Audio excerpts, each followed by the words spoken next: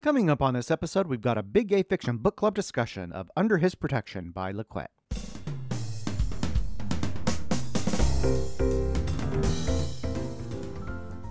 Welcome to episode 463 of the Big Gay Fiction Podcast, the show for avid readers and passionate fans of queer romance fiction.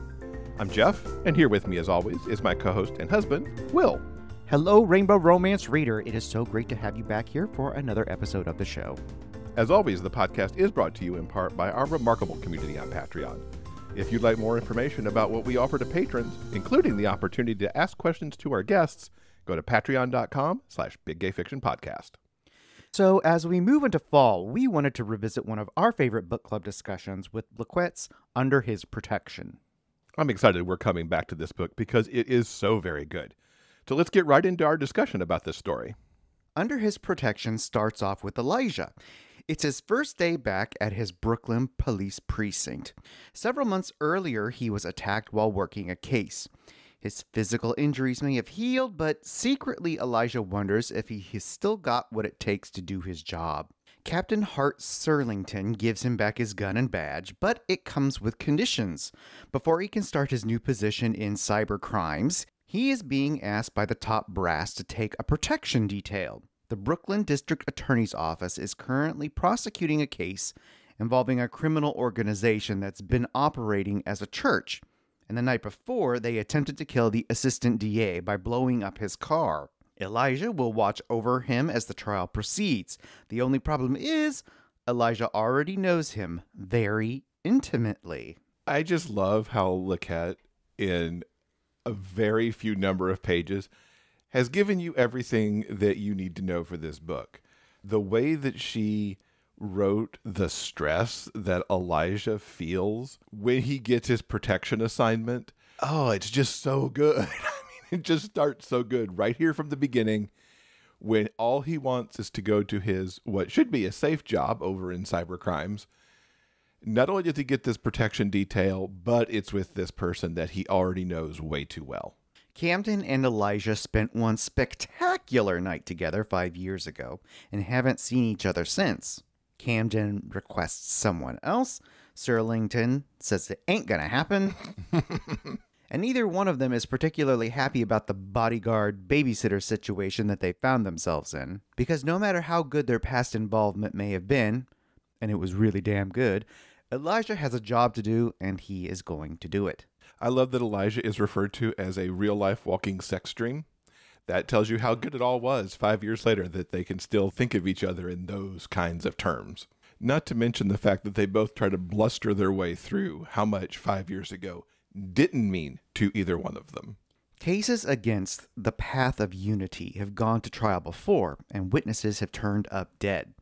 This time, the key witness in the new case has been sequestered away until it comes time for her testimony.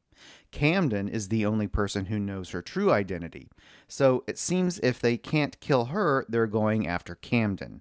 To keep him safe from the men who very much want him dead, Elijah is going to have to hide him away. And the perfect place is Elijah's house in Westchester. Since nobody knows of the very personal connection that they share, and the only residence on file is Elijah's Brooklyn apartment, this house is the perfect place to lay low for a while. After they arrive at the house, Elijah checks in with his captain, who has intel from the inside. The cult members are out searching for Camden. They don't believe he died in the explosion, which is officially the unofficial story. So Elijah and Camden need to be very careful and hang tight. One of my favorite lines here is that Camden might be safe from his enemies, but being safe from each other was an entirely other matter. These two are walking on eggshells around each other in the sexiest way possible. They're trying to be a little antagonistic, but also a little nice, and it just crackles off the page.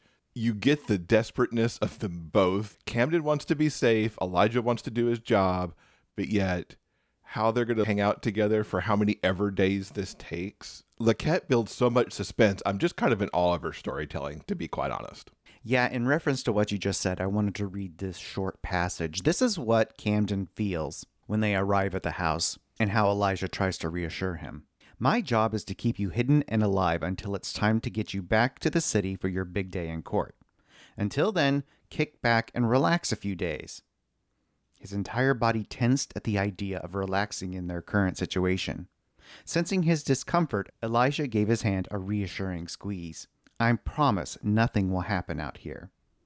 It was such a small gesture, Elijah holding his hand to comfort him. But in the midst of the shitstorm he was now trying to bluff his way through, he hung on to the small sliver of hope Elijah was attempting to give him, while simultaneously trying to deny the sizzle of electricity that singed his skin. He took a slow breath as he wondered which was more dangerous, the threat on his life or the attraction he held for the man tasked with protecting him. You picked a perfect passage right there.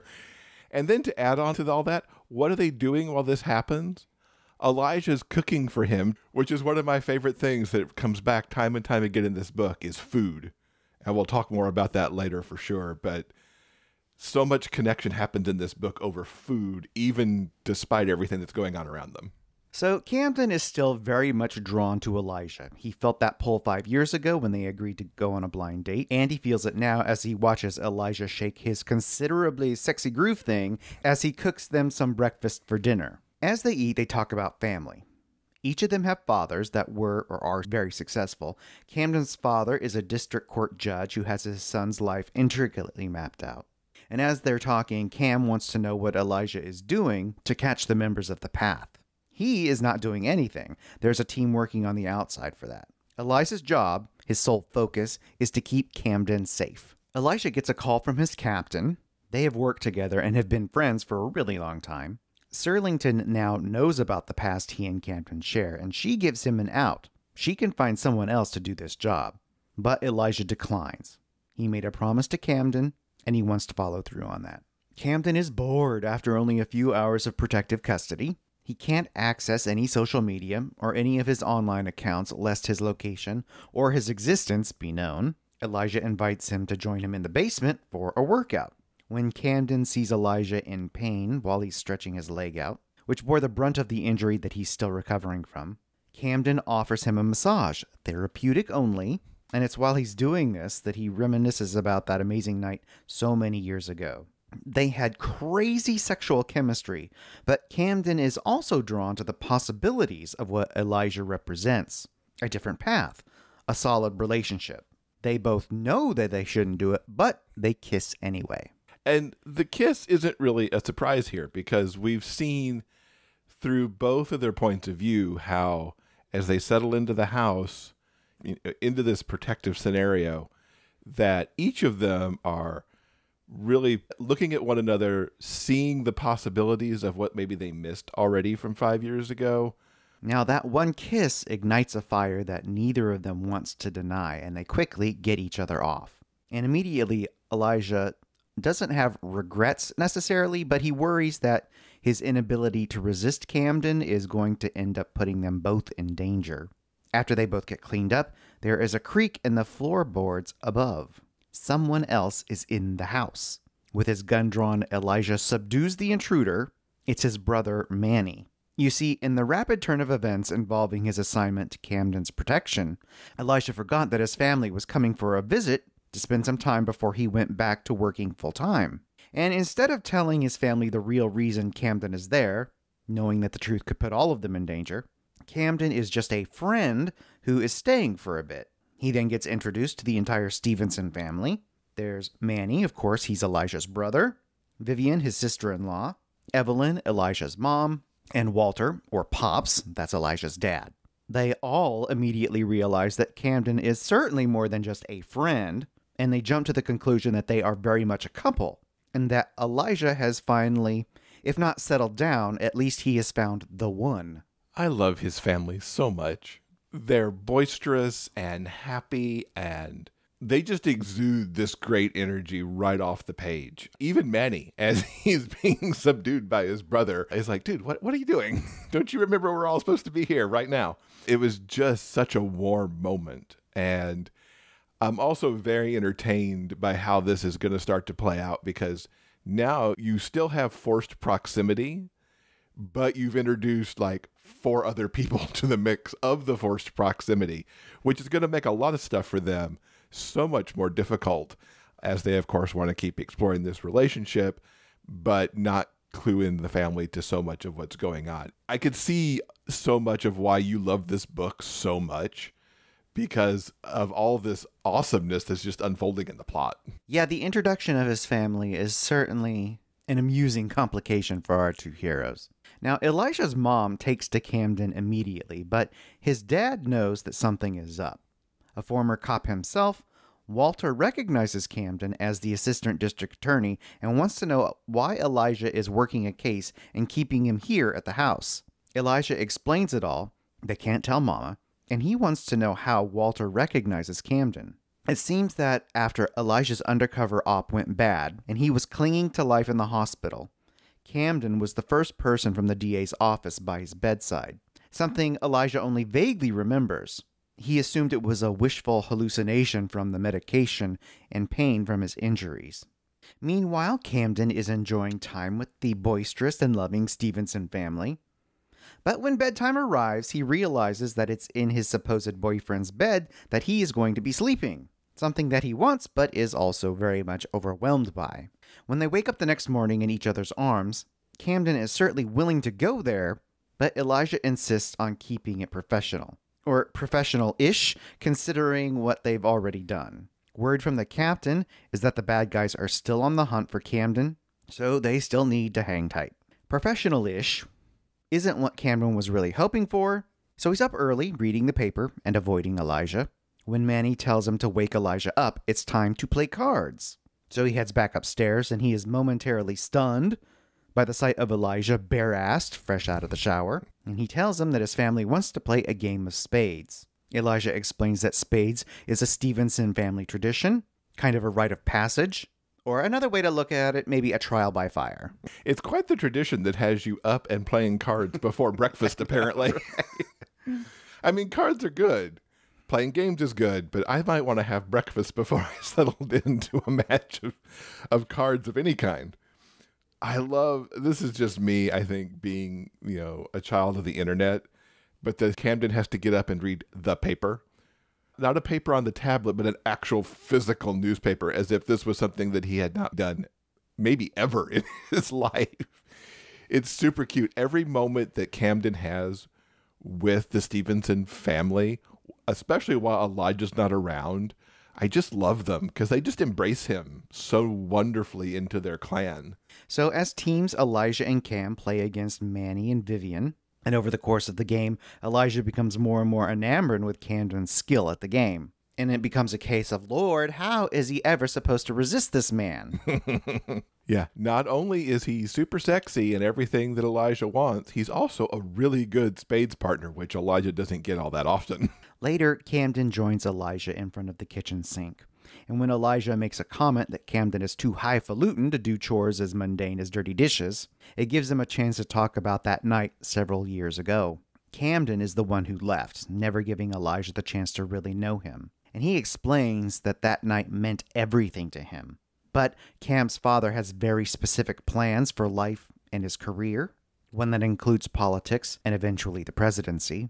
And a proper man by his side is included as part of those plans. He left that night before either of them could fall too deep. But let's be honest, one night was really all that these two needed. He also confirms that he was in fact at Elijah's bedside in the hospital. He had to be there for Elijah, and even if they couldn't be together, he needed to see him, possibly for the last time, because Elijah meant so very much. I could have said it before, but I'll say it right here. I absolutely, positively hate Camden's parents.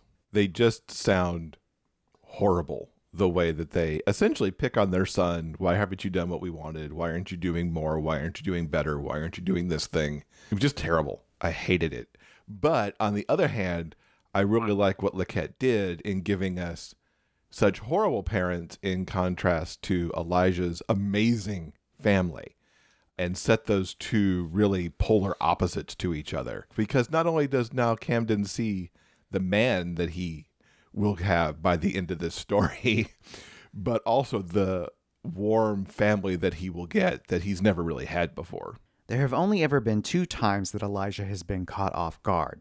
The night the undercover gun deal went bad, and the night that he met Camden. Circumstances have brought them back together again, And Elijah is glad to know that what he felt that night with Camden was real. And since these two never do anything halfway, they have the most intense, earth-shattering, toe-curling sex you can imagine. So I want to give an example of just the way that LaQuette writes these emotions in the book. So this is from Camden's point of view. Something broke inside him at the end of Elijah's declaration. The dam he'd used to suppress this tangible thing that grew inside him for Elijah, rearranging the inner workings of his heart, was also breaking. He'd spent a majority of the last 5 years living in denial too. He told himself Elijah was nothing more than a one-night stand, a meaningless fling that had no place in his life. But lying beneath this man, having the chance to be pulled into the craziness that was the Stevenson family, revealed to him just how much he'd lost by walking away from Elijah. It's like, oh. Afterwards, relaxed and satiated, Elijah asked about Camden's father. And as Jeff explained earlier, in the 2 days that Camden has spent with the Stevenson family, it is obvious that he and Elijah have had very different experiences growing up. And later, when they are cuddling on the couch and watching a movie with the rest of the family, Camden realizes that he doesn't mind that difference at all.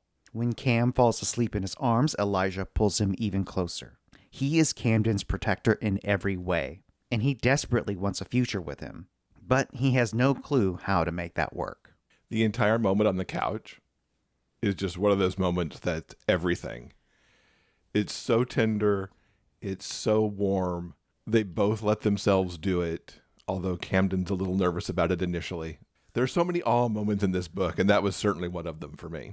You know what's interesting about these two characters is that traditionally in this kind of romantic scenario, it's about the walls coming down and being open to love. But for Elijah and Camden, those walls were never really up to begin with. And it's through these small moments, like cuddling on the couch and having amazing mind-blowing sex, that for these two characters, it's more about uncovering who each other are and opening their hearts to the possibilities of what they want.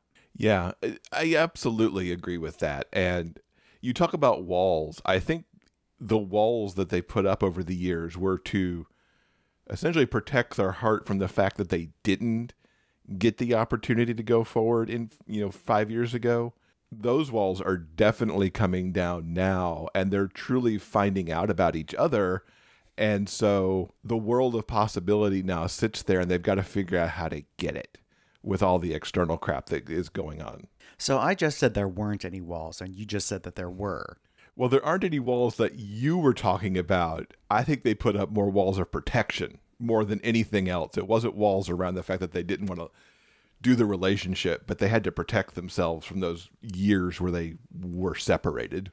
I actually don't agree. I think when we're talking about walls, we're talking about lies that we tell ourselves in order to protect our emotions. 5 years ago, after their night together and then Camden left, he wasn't putting up walls or lying to himself about how amazing that night was. He left because he knew Elijah wouldn't fit into his father's very specific plan for Camden's future. And he didn't want to put Elijah what he assumed would eventually be heartbreak. So I really don't think it's about him telling himself a lie or putting up a wall. He's putting physical distance between them and actually making a sacrifice, which is a theme that we'll get to later in the story. That totally makes sense. I like your take on it much better than I liked mine. I think we're essentially saying the same thing, but I like how you put it much better than I did. So in the morning, Camden has a heart-to-heart with Elijah's mom. He talks of his and Elijah's issues in the vaguest way possible, so as not to give away their fake relationship. But you can't fool Evelyn. She can see what they have is real, and any problems that they have will work themselves out, if they want it bad enough. And she sets out teaching him how to make biscuits and salmon cakes. This is probably my favorite scene in the whole book, which might be a little weird since it doesn't involve the actual romantic pair being together. But this is the scene you want to have, all of your romantic partners to have with parents. She had such a wonderful thing to say that it's like, in essence, you're not cooking for him. You're cooking with him. This isn't about serving your man or, preparing his food for him. It's about working together, being able to cook with him, alongside him in the kitchen, to have that together time. Oh my God, it's just one of my favorite scenes ever. It makes Elijah's heart very happy that Camden would take the time to learn and make his favorite meal the right way. Yeah, because there is a discussion about the right way to do it, and that his mama doesn't usually teach people that way. Evelyn steps out to go to the store to give the guys some privacy. When all this is done and the dust is settled, after all, there is the fact that there is still a threat against Cam's life, they want to sit down and have the talk. For real. And figure things out. They both want it. They just have to figure out how to do it. After breakfast, they decide to make a meal of each other. And while sexing up Elijah in every conceivable way, Camden realizes that this is everything that he has ever wanted. That this is love. And that there is no way that he can ever give this man up. Yeah, as he says, he'd felt more cared for, more cherished than he'd ever experienced in his life. So I want to preface this next section of our discussion with a bit of a warning. There are spoilers ahead for some of the action story beats as we get closer to the end. If you've enjoyed our description of Cam and Elijah's love story so far, and want to be surprised by some of the emotional and action-packed story points that are about to come, I suggest you maybe hit pause, read the book for yourself, and then come back. Because there is some major stuff ahead. My love of romantic suspense kicked right in as we finally got into the last act of this book. It's like, oh my God, what's about to happen? How's it going to work out? Because you know Elijah and Cam are all going to be good on the other side. Somehow they will get to the other side of this. But boy, does LaQuette take us on a ride first. So with all that being said, let's dive into the finale. Captain Serling lets Elijah know that her guy on the inside has turned up dead. He needs to keep Camden close because the path is clearly onto them. And when they all realize that Mom hasn't come back from the store yet, Elijah's dad calls her, and she uses code to let them all know that she is in trouble. The path has got her, and what they want is simple, a trade. Elijah's mom for Camden. And I love that the code related to food. Camden was like, how do you know she's in danger? And it's because she would never, ever go looking for that food. Raisins and potato salad? No, thank you. Carrots, maybe, but raisins? Hell no. Seeing the anguish of the Stevenson family as Elijah and the captain try to come up with a plan, it is just too much for Camden to bear. Time is running out. So he sneaks out the back and heads to the drop-off point all by himself. Silly boy. Justifiable, but silly. Elijah and Captain Serlington race to the scene and get there just as the trade is happening. A shootout ensues. Evelyn is shaken but unharmed, but Camden is unconscious, barely hanging on. Blood is everywhere. At the hospital, while Elijah waits by Camden's bedside, Serlington delivers the news that the mole in the department has been uncovered and that the various leaders of the path have been rounded up. The case is essentially closed. She also has eyes and can see what is going on with her friend. Is he in love? Undoubtedly. She hopes that it's all worth it, because if this goes south, it's going to be Elijah who pays the price. I like this captain a lot. When we first meet her, she's very much the stern commander, even though she's also Elijah's friend.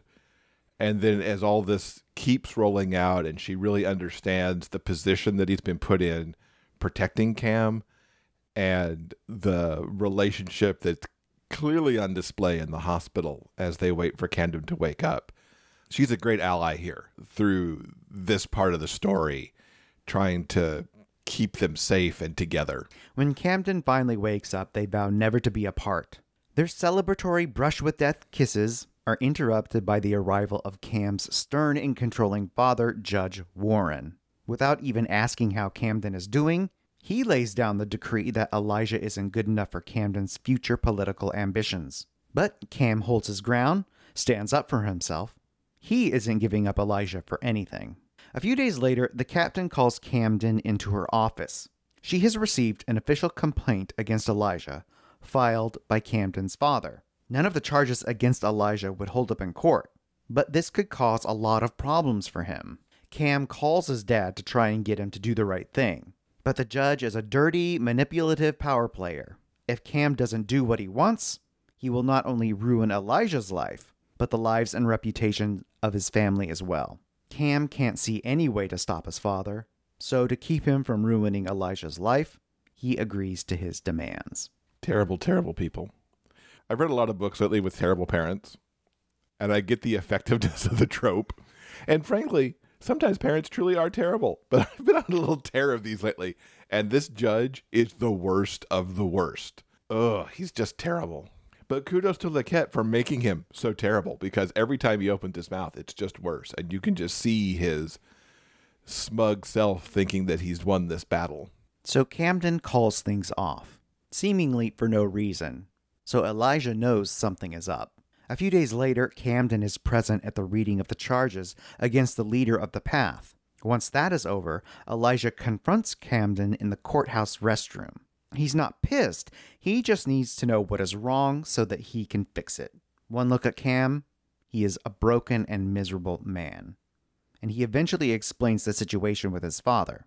So after some definitive declarations of their undying love, Elijah knows that they are stronger together than they are apart, and that they will figure this out. Elisha's protective qualities, especially concerning those he loves, have been on display in big and small ways throughout the entire story. And I think here in this particular scene, where Camden is so obviously hurting, that Elijah's instinctual need to protect his man really come on strong, because he is not giving up until they find a way out of this. This is not going to be a replay of 5 years ago. Exactly. Camden figures out that the only way to deal with an emotionally manipulative asshole is to speak your truth. After all, how can a blackmailer hold power over you when you take the power back? Camden and the captain go on the 6 o'clock news for an interview detailing the story of the takedown of the Path. The story, however, has one small change. As Camden tells it, he refused to be put under the recommended protective custody. He did, however, agree to go into hiding with the man he's been in a relationship for the past 5 years. This romantic version of the story, protection and devotion and love, essentially makes his father's complaint of impropriety null. If he now publicly tries to come between the devoted, heroic couple, he'll be seen as the asshole he truly is. I would have liked a bonus scene of his father watching that play out and just the emotions that would have gone through in that moment. So after the interview airs, Camden shows up on Elijah's Brooklyn doorstep. He wants to know if he is ready for a lifetime together. Elijah is like, yeah, he'd be down with that. And Camden agrees that forever and a day sounds pretty damn good. There's a line that Camden gives as he's kind of sorting through everything that he just did that really caps the story really well. He says, I thought about what kind of man did I want to be? Am I always going to let others who claim to know better bully me into things I don't want to do? Or am I going to live my life on my own terms? The latter sounded much more fun, so here I am. Go Camden. So how was this for you getting to reread it after a couple of years? Well, I fell head over heels for this story when it was first released in 2019. It was one of my favorite books that year.